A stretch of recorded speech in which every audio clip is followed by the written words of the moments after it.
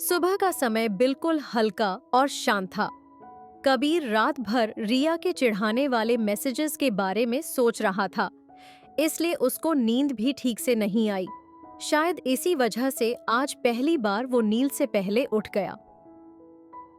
बिस्तर पर लेटकर उसने अपनी आंखों को हल्का सा खोला और अपने आप ही उसकी नजर नील की तरफ चली गई। और जो उसने देखा, उससे उसके दिल में अजीब सी मुस्कान जगा दी। कहानी शुरू करने से पहले एक लाइक और सब्सक्राइब जरूर करें और हाँ, बेल आइकॉन दबाना ना भूले ताकि आपको हर नए सीन का मजा सबसे पहले मिले। नील अपने बिस्तर पर बैठा था, पर स्पष्ट रूप से अभी भी नींद उसे आसपास चिपकी हुई थी। आंखें आधी बंद, कभी झपकती, कभी धीरे से खुलती। बाल बिखरे हुए, जैसे रात भर किसी ने धीरे से रंपल कर दिए हो। चेहरे पर एक ऐसी मासूमियत थी जो कबीर ने दिन के वक्त भी कभी नोटिस नहीं किया। कबीर अपने ही दिल में सोचने लगा, ये वही नील है जो कॉलेज में एकदम गंभीर, कंपोज्ड और अनटचेबल दिखाई देता है, जिसको देखते ही सब अपने शब्द मापते हैं। और अब जैसा एक छोटा सा बच्चा हो जो अपनी नींद से लड़ते लड़ते भी हार रहा हो। कबीर की आंखों की मुस्कान अभी गई भी नहीं थी कि अचानक से नील का अलार्म बज उठता है। कमरे की शांति एकदम से टूट जाती है। कबीर एकदम से होश में आता है, जैसे किसी ने उसके दिल की चोरी पकड़ ली हो। जल्दी से अपना चेहरा दूसरा तरफ घुमा लेता है, आंखें बंद कर लेता है और ऐसा पोज बनाता है जैसे वो अभी भी गहरी नींद में हो। नील आधी नींद में हाथ आगे बढ़ाकर अलार्म बंद करता है। उसकी उंगलियां थोड़ी लापरवाह सी थी, जैसे वो अभी भी सपनों के बीच अटका हो। उफ, हर दिन ये अलार्म मुझे क्यों टॉर्चर करता है। नील ने अलार्म बंद किया, थोड़ा ताजा होने की कोशिश की, पर नींद जाने का नाम ही नहीं ले रही थी। 2 मिनट चुप बैठा रहा, फिर एक बड़ा सा स्ट्रेच लेकर उठ गया। पानी से चेहरा धोया, शॉवर लिया और जब वापस आया तो सुबह के 10 बज चुके थे। तौलिए से बाल सुखा रहा था। तभी उसकी नजर कबीर पर पड़ी, जो अभी भी बिस्तर पर सो रहा था, या शायद बस सोने का नाटक कर रहा था। नील के लिए सुबह का दूसरा सबसे इंपॉर्टेंट काम कबीर को उठाना, क्योंकि उसका असली अलार्म नील ही था। उठ जाओ हुजूर, वरना हॉस्टल का केयरटेकर भी कह देगा ये बंदा बिस्तर से चिपक गया है। कबीर के होठों पर हल्की सी मुस्कान आती है, लेकिन वह हिलता नहीं है। अच्छा, तो ये स्टैच्यू मोड ऑन है क्या? या मुझे और क्रिएटिव होना पड़ेगा तुझे जगाने के लिए? वह इंतजार करता है, फिर भी कोई रिस्पॉन्स नहीं। नील धीरे से मुस्कुराता है, फिर शरारत से सोचता है। नील के दिमाग में एक आइडिया आता है। सोचता है, चलो इसके कान में जोर से चिल्लाता हूं, तभी उठेगा। और ये सोच के वो धीरे से कबीर के पास झुकता है। नील झुकता है, उसका चेहरा कबीर के कान के बिल्कुल पास। उसकी सांसें हल्की सी कबीर के गाल को छूती है। कबीर का दिल एकदम से धक करता है। वो अपनी हंसी और रिएक्शन दोनों रोक लेता है। पर जैसा ही नील और पास आता है, कबीर शॉक में अपना सर दूसरी तरफ मोड़ता है। उस वक्त में दोनों का चेहरा आमने सामने आ गया था। इतना करीब, सिर्फ 1 इंच का गैप रह जाता है। नील और पी दोनों एकदम फ्रीज हो जाते हैं। आंखें मिलती हैं। एक पल के लिए सब कुछ रुक जाता है। नील के चेहरे पर सदमा और शर्मिंदगी दोनों लिखे होते हैं। वो तुरंत पीछे हट जाता है, ऑकवर्डली। सॉरी, मैं तो बस जगाने वाला था। थोड़ा करीब हो गया। मेरा मतलब है, मैं चिल्लाने वाला था। नील अजीब तरह से खरोंचता है अपनी गर्दन और जल्दी से साइड टर्न होकर बोलता है। अब तो उड़ गया है ना तू? मैं चलता हूँ पानी लेने। वह एक प्यारी ऑकवर्ड सी मुस्कान देता है और दरवाजे की तरफ निकल जाता है। नील का ऑकवर्ड एक्सप्रेशन देख के कबीर के होठों पर एक छोटी सी मुस्कुराहट आ जाती है। वो आंखों से उसके जाने का डायरेक्शन देखता रहता है और फिर आंखें बंद करके एक हल्की सांस लेता है। ये लड़का इतना मासूम कैसे हो सकता है? बस जगाने आया था पर खुद ही कंफ्यूज हो गया। पर जब वो पास था ना, पता नहीं कुछ अलग सा महसूस हुआ, जैसे दुनिया रुक गई थी एक सेकंड के लिए। और जब वो सॉरी बोल के भागा, उसकी वो अजीब सी मुस्कान, उफ, क्या करूं मैं नील का।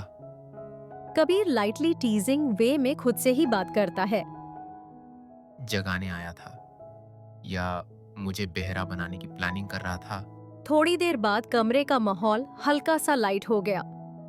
कबीर आखिरकार बिस्तर से उठ गया और नील अपने फोल्ड किए हुए कपड़े अरेंज कर रहा था, जैसा हमेशा सब कुछ परफेक्ट तरीके से। यार नील, इतनी जल्दी क्यों उठा दिया मुझे? अब तो कॉलेज बंद है, क्लास भी नहीं हो रही।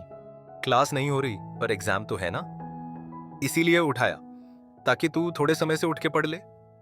वैसे भी तूने ही बोला था नील कल टाइम से उठा देना, और देख अब 10 बज गए। कबीर पल के झपकाता है, एहसास के साथ हमेशा की तरह गिल्टी स्माइल देता है। ठीक है बाबा, समझ गया। मैं शावर ले लेता हूँ। हाँ हाँ, जल्दी तैयार हो जा, ब्रेकफास्ट भी करना है और अब तो कैंटीन से ही लेना पड़ेगा, मेस टाइम निकल गया। नील हर दिन कबीर का ख्याल रखता था। लेक्चर्स के लिए समय से जगाना, ब्रेकफास्ट लंच डिनर उसके साथ करना, एग्जाम के समय पर उसका इंतजार करना, सब कुछ जैसा एक रूटीन बन गया था। और कबीर भी धीरे धीरे ये सब महसूस करने लगा था। उसे समझ आ रहा था नील का ख्याल बस आदत नहीं, एक कनेक्शन था जो कबीर को अंदर से आराम देता था। कबीर फ्रेश होके टॉवल से अपने बाल सुखा रहा था और नील अपनी किताबें टेबल पर सेट कर रहा था। कबीर ने हल्की सी आवाज में कहा, यार, तेरा मन नहीं करता क्या कभी थोड़ी लेट में उठने का? रोज का वही रूटीन। अब तो ठंडी भी शुरू हो गई है, इस मौसम में उठने का बिल्कुल मन नहीं करता। नील ने मुस्कुराते हुए सर हिलाया। मन तो मेरा भी करता है थोड़ी देर और सो जाऊं, पर क्या करूं, मुश्किल से उठता हूं मैं भी। कबीर को नील की सुबह वाली हालत याद आ गई। नींद भरी आंखें, बिखरे बाल और वो मासूम सा चेहरा। उसके चेहरे पर छुपी सी मुस्कान आ गई। देखा मैंने। नील ने उसकी तरफ देखा, थोड़ा कंफ्यूज्ड सा। कुछ बोला तूने? कबीर ने तुरंत नजर हटा ली। नहीं, कुछ नहीं। चल, बहुत समय बर्बाद हो गया, नेक्स्ट एग्जाम के लिए पढ़ना भी तो है ना। सुबह दोनों कैंटीन गए, अपना नाश्ता किया, फिर छोटे मोटे काम करके स्टडी टेबल पर पास बैठ गए। मुश्किल से 2 घंटे पढ़ाई चलती रही और फिर कबीर का धैर्य खत्म होने लगा। बोर होके उसने अपनी नोटबुक के कोने में एक छोटी सी लिस्ट लिखनी शुरू की। शाम को मुझे क्या करना है? गोलगप्पे खाने जाना, हॉस्टल के पास वाली टपरी पर चाय पीनी है।